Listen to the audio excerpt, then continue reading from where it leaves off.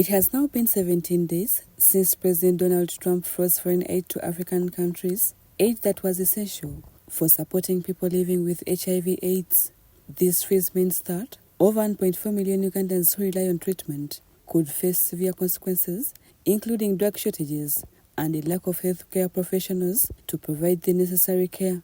In response to these challenges, the Uganda AIDS Commission, alongside non-government organizations such as Uganda Cares, UNAIDS, and other health organizations, engaged with the Health Committee of Parliament to find sustainable solutions to mitigate the effects of this crisis. Having around sustainability, what we had planned as long-term interventions have to now shift and either become intermediate or even immediate. And what we had planned as medium-term interventions are becoming the urgencies and the crisis. So for us, it is not just a freeze, it's a trap on our lives, and we see it as a death trap, and it's so tragic because we feel mentally we have been shocked to our marrow, because for the last 22 years we have had antiretroviral treatment flowing naturally, going to the labs, getting the viral load tests and all the other TB tests, the HIV tests coming in very well.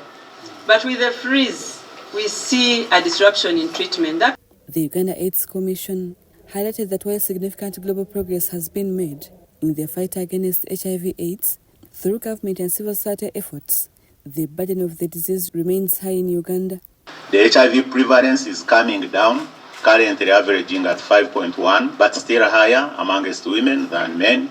To give you an example, out of the 100 people living with HIV in the world, 4 are actually Ugandans. The Commission and other partners have now urged Parliament to approve an increased budget allocation for the HIV/AIDS response to combat the negative impacts of President Trump's executive orders.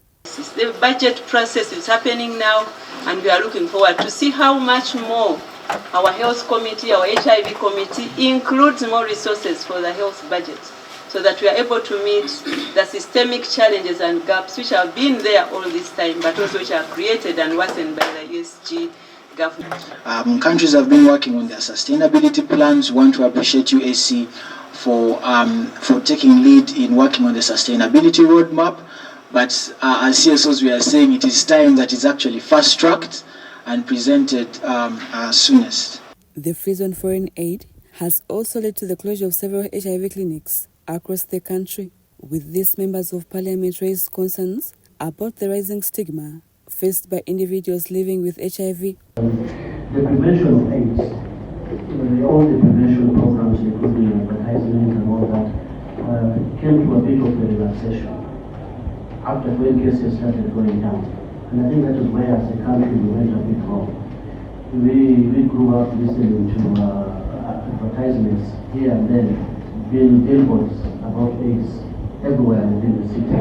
Right now, you would be likely to find even one billboard around Kampala pointing out to anything regarding to AIDS. We can have this money centralized.